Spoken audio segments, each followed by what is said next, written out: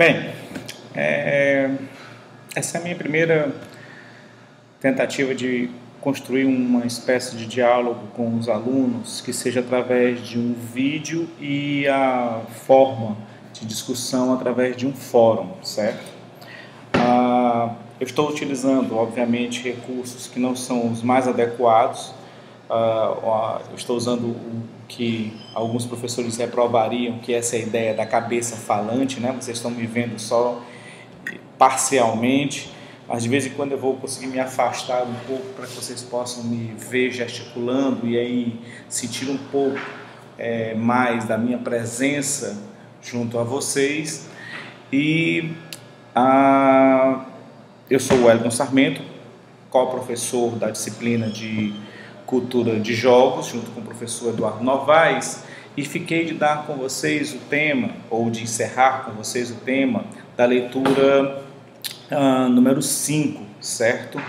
Cujo título é Pode a Filosofia Auxiliar na Compreensão do que é Game? Da Arlete Santos Petri, da Faculdade Metropolitana Unidas, certo? Você vai ver que de hora em hora eu vou dar uma olhada aqui e vai parecer que eu estou lendo, porque eu realmente estou lendo, como se eu estivesse na sala de aula olhando os slides, certo? Mas eu queria ter algo mais fluido. Para aqueles que não recordam desse artigo, ele é um artigo bastante importante, porque ele remonta à estrutura do que é jogo do ponto de vista da filosofia, ou seja, o que é jogo para o ser humano e como vários filósofos conseguiram vislumbrar o que é o processo de jogar nesses últimos séculos. Se iniciou o processo falando um pouco sobre o próprio conceito grego de jogo, mas aí se passou por Huizinga, que a gente já se deteve em um texto dele em particular, onde ele define jogo e é um dos autores mais importantes nisso, em sua obra Homo Ludens, certo? Mas nessa obra em questão da Arlete, é importante notar que ela cita outros filósofos que vão ser importantes na definição de jogos, desde Pascal a Gadamer, certo? Ou seja, desde um filósofo que existiu há séculos atrás até um filósofo que veio a falecer agora, no início do século XXI, né? Pouco antes do início do século XXI, em 2000, que Gadamer, certo? E uma importante contribuição deles é que se pôde ver que o jogo em si, ele se imbrica, ele se relaciona com as nossas vidas e a sua definição se torna até mesmo complexa para que eu possa dizer o que é o meu ser vivendo na realidade e o que é o meu ser vivendo no jogo, certo?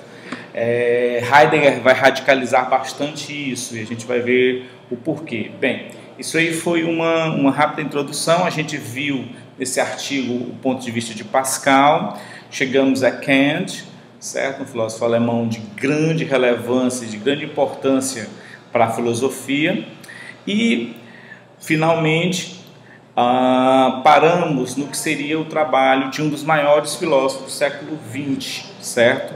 Martin Heidegger, que era um filósofo alemão, certo? E que ele tinha como algumas das metas dele a reflexão a respeito da técnica e da ciência, certo? Como fatores importantes para o ser humano, ou seja, o pensamento científico e aí a crítica a esse pensamento científico. E dentro de suas obras, uma das obras chamada Introdução à Filosofia, ele vai tratar do jogo, certo? E que ele vai chamar com o mesmo termo que Kant vai usar, que é jogo da vida, certo? Ou o jogo em que nós mesmos, que em nossas vidas, nós concretizamos, certo? E ele tem algo bem interessante em seu conceito, que é relacionado à própria ideia do jogo. Então, o jogo ele vai existir em um tempo e em um espaço, certo? Como nós mesmos existimos em um tempo e um espaço, que ele vai chamar Zeit, né, Spiel, certo? Na verdade, Zeitraum, certo? Zeitraum, que é esse tempo e esse espaço. E que o homem, ao jogar, existe no Zeitspielraum, ou seja, no tempo de jogo, espaço, certo? Isso é deveras importante, porque ele vai dizer que é o seguinte, o jogo ele se faz ao jogar, certo? E que as regras do jogo são definidas nesse processo, no processo de jogar, e que antes mesmo da ideia do jogo vai existir o jogar, certo? A gente pode ter um paralelo a isso, a um outro texto que ele fala, chamado O que é isso? A filosofia, aonde ele faz uma descrição sobre o que é filosofia. E ele diz que, para os gregos, a palavra filosofia, ou essa busca do saber, certo? Uma definição a grosso modo, ela, na verdade, ela é posterior à ideia do filósofo, ou daquele homem que filosofa, aquele homem que busca a sabedoria, certo? E esse buscar a sabedoria, de diversas formas, foi se modificando, certo? Até se chegar à ideia de que esse homem, nessa busca da sabedoria, estaria concretizando a filosofia, certo? Então, dessa mesma forma, Heidegger vai definir o jogo como o próprio jogar, certo? Ele apresenta 4 pontos através dos quais ele esclarece esse conceito de jogo que ele dá, certo? Eu vou lê-los aqui para poder melhor entendermos e podermos interpretar. Em primeiro lugar, o filósofo nos diz que o jogar não se constitui em uma sequência mecânica de processos físicos ou psíquicos. Todo processo físico ou psíquico do jogar deve aqui ser entendido como manifestação e não fenômeno. O que se passa no jogo é livre. Segundo o filósofo, sempre estará submetido às regras, o que está explicado logo adiante, nesse mesmo texto, certo? Sendo livre, o jogo só pode ser jogo quando escolhido livre e espontaneamente, caso contrário, não se tratará de um jogo. Então, há um conceito de liberdade. Eu jogo porque eu quero jogar, eu jogo porque eu me introduzo nesse processo de jogar. Se eu for remeter a comunidades primitivas, eu começo a, digamos, imitar determinadas ações minhas de fazer, de trabalhar, de espontaneamente, de participar da minha vida dentro da minha sociedade. Eu começo digamos, a imitar esse processo dentro do jogo, certo? E aí eu vivo esse jogar, certo? Eu me insiro nesse jogar. E quando eu me insiro nesse jogar, eu acabo me transformando, certo? Eu deixo de ser um sujeito fora do jogo e passo a ser um sujeito dentro do jogo. Isso é muito fácil de compreender para quem joga RPG.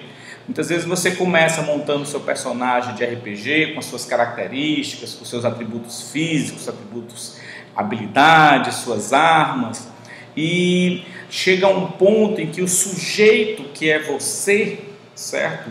No caso, eu, Wellington, ou você, Ragnar, ou você, Nostradamus, por exemplo, você se transforma no personagem, certo? E aí o que acontece? Esse personagem, ele se apodera de você e conduz todo o seu processo dentro do jogo. Então esse jogo me transforma. O sujeito desse jogo deixa de ser eu como sujeito externo e passo a ser eu como sujeito dentro do jogo. Isso é muito importante para a gente entender até que ponto na nossa cabeça o jogar pode interferir no nosso próprio comportamento, certo? Bem, seguindo aí, mas, de toda forma, como disse Heidegger, esse processo de jogar ele é um processo livre, certo? Ele parte do pressuposto que eu quero jogar. Se eu sou forçado a jogar, isso não é um jogo. E aí a gente leva esse ponto à questão dos gladiadores de Roma. Quem jogava eram os apostadores e aqueles que utilizavam os gladiadores como peças de um jogo, certo? O gladiador em si, enquanto escravo, deixa de ser um jogador e passa a ser simplesmente a peça de um jogar em um processo de jogo, certo? Uma coisa hedionda, uma coisa absurda, ele desumaniza, ele é objetivo, ele, ele vai tornar um objeto, certo? Aquela pessoa, aquele sujeito. Bem, em segundo lugar, segundo Heidegger, o que se passa, sucede ou acontece no jogo, em sua liberdade, consiste em que o essencial não é o fazer ou o atuar, mas sim o decisivo no jogar. É precisamente seu estado de ânimo, ou seja, o peculiar modo de nele se encontrar. As metas do jogo ou a finalidade, certo? O objetivo final do jogo, quer seja ele num jogo de tabuleiro de xadrez, dar o checkmate, quer seja ele em um jogo de RPG, conquistar a quest, finalizar a quest, quer seja num game, por exemplo, finalizar todas as fases, esse processo em si, para Heidegger, não é o relevante, e sim o nosso ânimo, o nosso entusiasmo, o que nos mantém jogando dentro dele é que é o importante, certo?